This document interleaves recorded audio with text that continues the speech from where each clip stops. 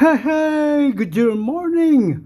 Shoutout po sa Puwersa 99.9% sa Maynila kung saan ho tayo naroon ngayon sa isa sa mataas na gusali along Roas Boulevard na tanaw po natin ang Dolomite Beach Scam.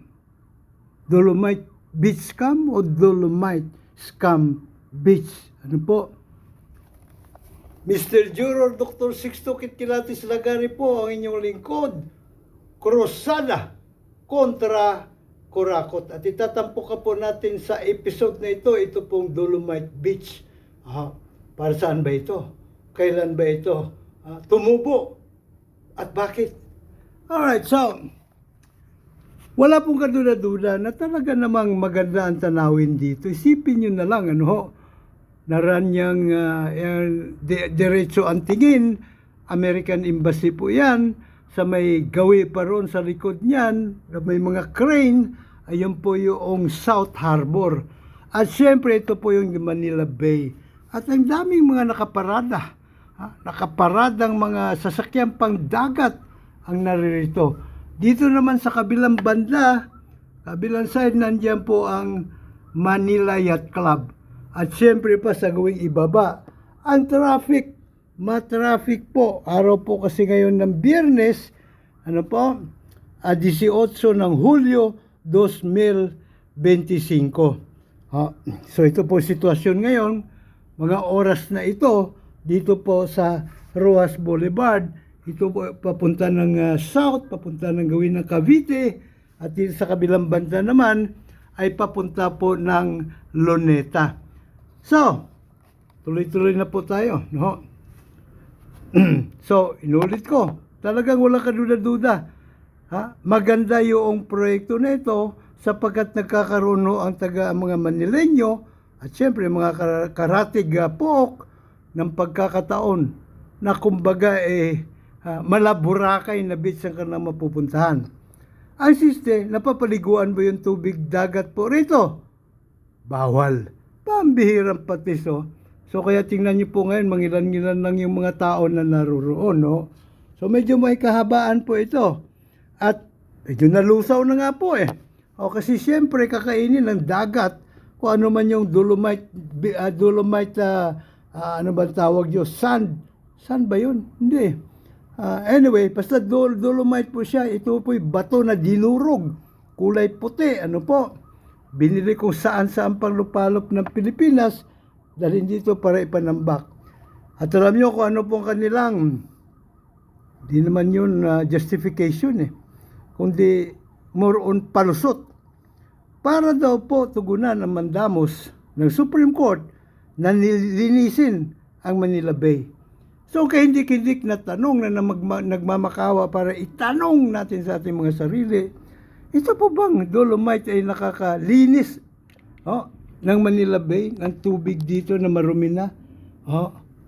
Marumi dahil kung saan-saan nanggagaling mga tributaries, ilog. Ang pumupunta rito, nasaksakan din ng dumi. Yung mga pinanggagalingan, wala Wala ho silang pakundangan sa pagtatapon ng kung ano-anong basura sa kanilang mga ilog. So, pagka may bagyo, dinadala po rito. So, malamang hindi po hindi po ito nakakatulong sa paglilinis ng Manila Bay. At isa pa, ito po, proyekto na ito, isinagawa nung panahon ng pandemya. Pambihira, ang pondo dapat nilalaan sa mga proyekto, programa na pangtawid buhay. Buhay ang nakataya Pero hindi, mas inuna po nila ang proyektong ito. At syempre,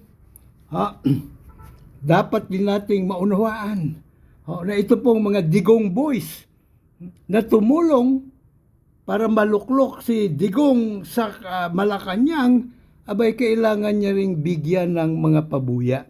So ito po ay kasama sa mga gimme. Ito po ay highly kurakotable funds ang pondong ginamit po rito. Ang isa pa pong sister rito, syempre yung tubig rito na iitsapwera dahil sa Dolomites, maghahanap po yun ng pinakamalapit na pinakamababang lugar para gawin niyang panibagong luklukan. At malamang-lamang ay napunta po sa Bulacan. Ang mga na-dislodge, kumbaga, init sa pwerang tubig rito sa gawing ito. So, perwisyo po ang dulot. Hindi lang Bulacan, pati sa Parañaque. Perwisyo po ang dulot. Baha ang mga dating lugar na bagaman mababa ay hindi naman binabaha dahil po sa proyekto na ito, binabaha na ngayon. So, mabuti na lang at merong isang congressman bagong elect, Terry Redon, pangalawang balik niya na ito sa Kongreso. Terry Redon po ay matagal ko nakakilala, nag-aaral pa lamang po ito, estudyante pa lang, ginagawa ko na resource person ito sa aking Kilatis Media Forum. Kasi may angking talino, at may puso para sa mga mamayan. So, lagi ko po siyang ginagawang resource person sa mga isyong social injustices. At ito ngayon ay kanyang paiimbestigahan. At harinawa, matutuklasan kung sino ang talagang nangurakot dito, kung may kinurakot man na malamang kaysa hindi meron. At harinawa ay mapapanagot. Pero siyempre, tapos na yung swimming. Pero siyempre, huwag ko tayo umasa. Mabibigo lamang po tayo kung aasa tayo na sila mapapanagot. Kasi po ang ginagawa ng Kongreso in aid of legislation, ang kanilang investigasyon. Hindi naman po sila mga prosecutor At ang kanila lang, recommendatory lang.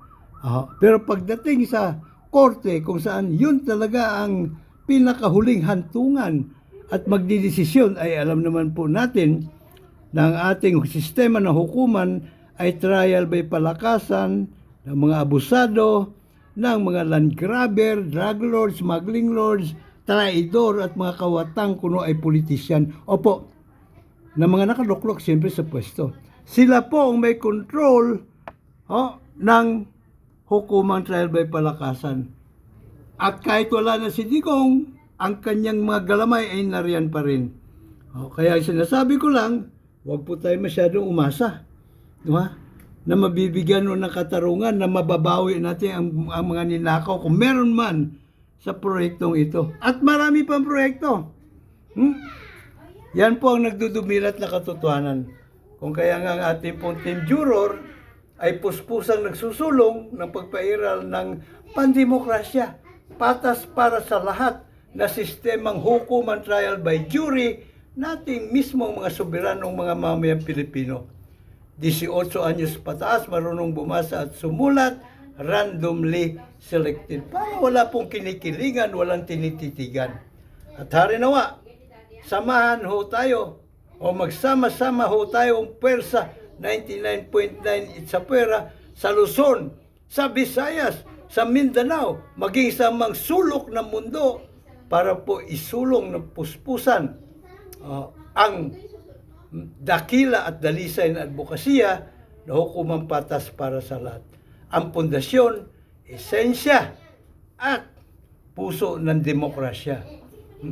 Muli po mula rito sa lungsod ng Maynila, particular na sa Dolomite Beach, o pa rin po inyong lagi nakandang maglingkod, Mr. Juror, Dr. Sixto Kilatis Lagari po lamang, krusada kontra kurakot.